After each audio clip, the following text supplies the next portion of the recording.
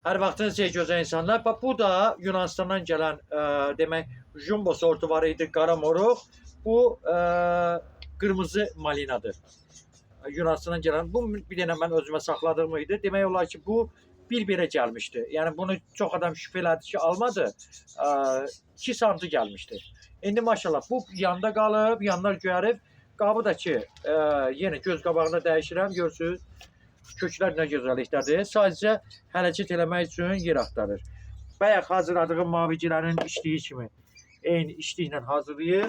Hatta bunu köçürəcəm qaba, inşallah məhsul verməsi üçün.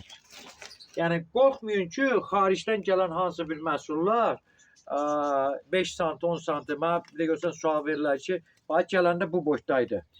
Mənə deyirlər ki, bu aparacıq əmələ gəlməyəcəkdir, ya çubuq halda alanda aparırıq, problem yaranacaqdır. Xeyr, heç bir şeydə problem yaranmır.